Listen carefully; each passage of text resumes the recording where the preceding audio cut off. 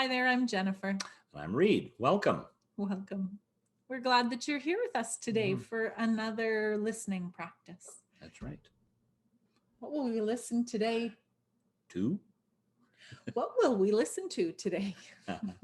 We will be listening to Psalm 89, but just the first 18 verses. It's a very long psalm. And so the first 18 verses. So, the first 18 verses.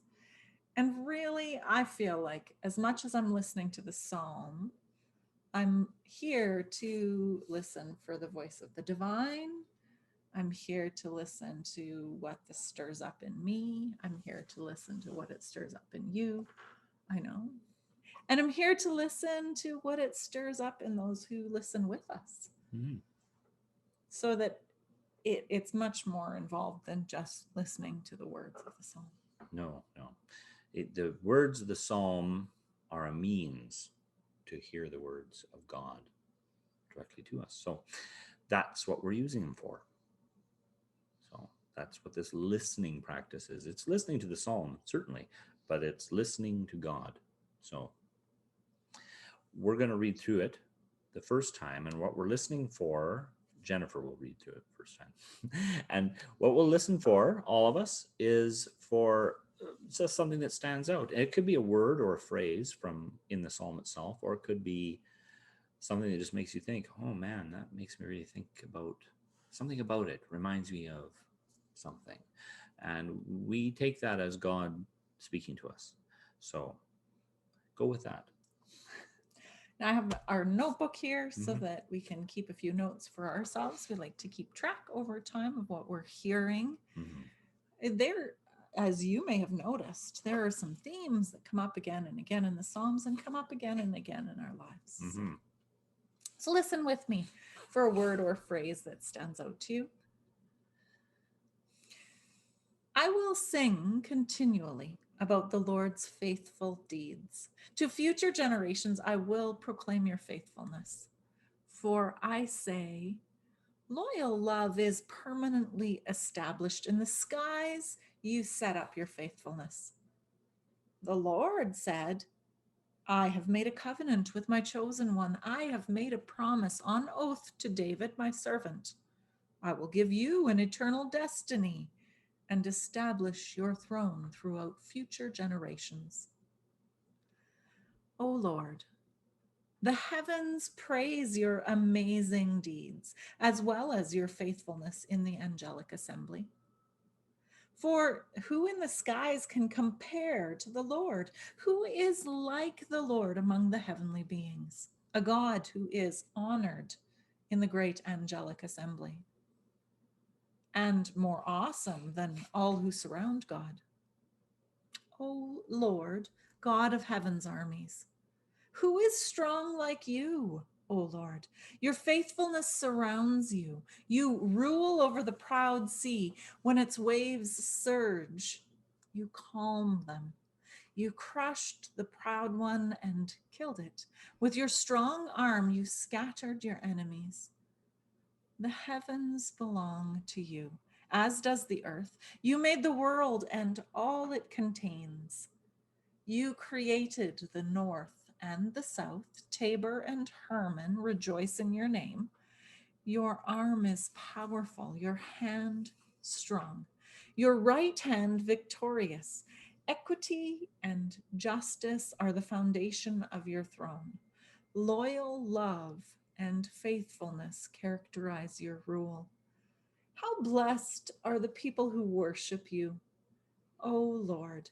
They experience your favor. They rejoice in your name all day long and are vindicated by your justice. For you give them splendor and strength.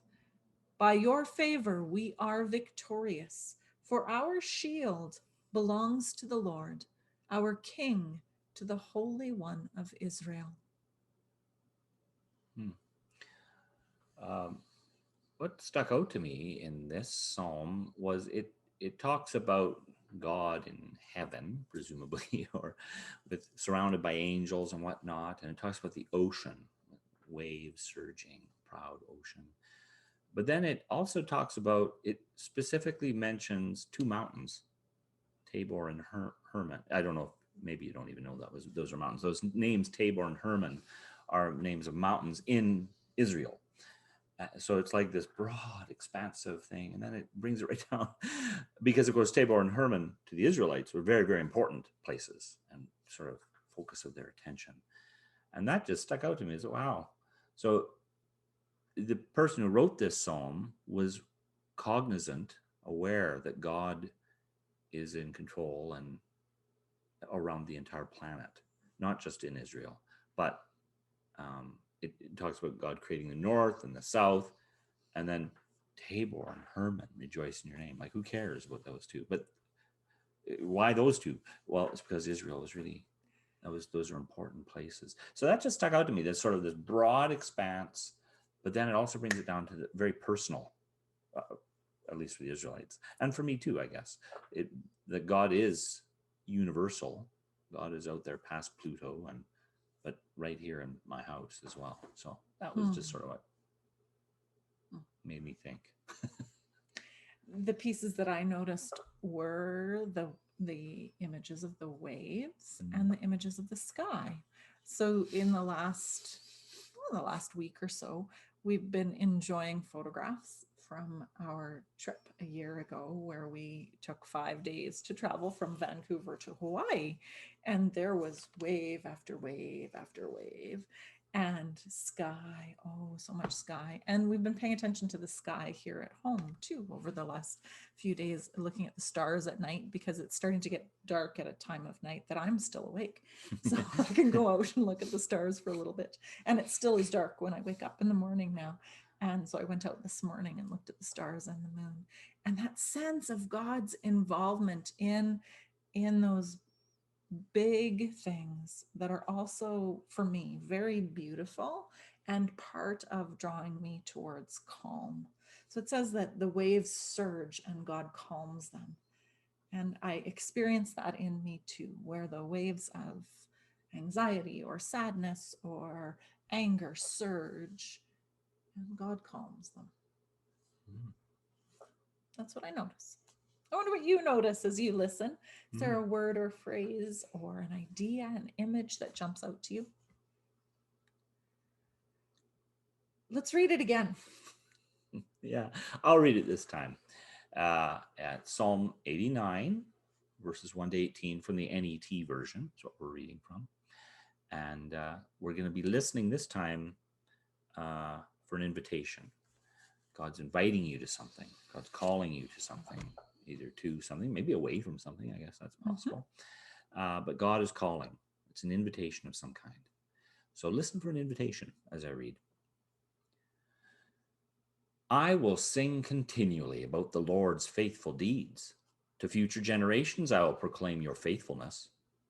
For I say, loyal love is permanently established. In the skies, you set up your faithfulness. The Lord said, I have made a covenant with my chosen one. I have made a promise on oath to David, my servant. I will give you an eternal dynasty and establish your throne throughout future generations. O Lord, the heavens praise your amazing deeds, as well as your faithfulness in the angelic assembly. For who in the skies can compare to the Lord? Who is like the Lord among the heavenly beings, a God who is honored in the great angelic assembly, and more awesome than all who surround God? O Lord God of heaven's armies, who is strong like you, O Lord? Your faithfulness surrounds you. You rule over the proud sea. When its waves surge, you calm them. You crushed the proud one and killed it. With your strong arm, you scattered your enemies. The heavens belong to you, as does the earth. You made the world and all it contains. You created the north and the south. Tabor and Hermon rejoice in your name. Your arm is powerful, your hand strong, your right hand victorious. Equity and justice are the foundation of your throne. Loyal love and faithfulness characterize your rule. How blessed are the people who worship you. O Lord, they experience your favor. They rejoice in your name all day long and are vindicated by your justice. For you give them splendor and strength. By your favor, we are victorious. For our shield belongs to the Lord, our King, to the Holy One of Israel. Hmm. So for me, the invitation that grows out of these words comes from the repetition of faithful and faithfulness and Mm, loyal love and that sense of God's blessing. So relationship is how we are invited to interact with God, not just in this like I give something, you give something back kind of, transaction mm, back and forth, but relationship, and that God initiates that relationship in my life. In our lives, God blesses us first so that we can know that we're loved. And so the invitation is to accept that blessing and to continue to tell the stories of God's faithfulness. mm. For I felt like the invitation was it was related to the story here is God's faithfulness over time. God is there, and even God saying to David, "You're going to have a permanent dynasty." So it's this long-term thing. God is was there at the beginning. God created everything, north and south, and God is still with us. Uh, and the invitation is a remembrance of that. It at the very beginning it says, "I will sing continually about the Lord, faithful deeds, and to future generations I will proclaim your faithfulness." So it's a matter of, for me, the invitation is to do that, Hmm. to carry on. Uh, we have produced a future generation already. Uh, we've got 2 kids, so to proclaim it to my own children is like a beginning of that. So that's that was the invitation to me, is this, to proclaim it, to continue to remember God's goodness and faithfulness over time. It's not just something that happened. It's not just in the Psalms and we're remembering something that happened in the past and God isn't faithful or loyal anymore. God is. So Is, yeah. it's a matter of remembering that and Hmm. carrying that forward. That's the invitation I have. To keep on telling the story. Mm-hmm. I wonder what you hear as you listen to this psalm today, both as the first things that stood out to you, but also as an invitation to move forward, to shift or adjust, or to at least feel like God is engaged in your everyday experiences. We'd love to hear from you. Mm-hmm. And one of the ways that you could be in touch with us if you're interested is through our website at livingfaithathome.ca. It's new. It's out there, and we'd love to have you connect with us there. Mm-hmm. Thanks so much for being part of this today. And we'll see you again. Bye-bye. Bye bye.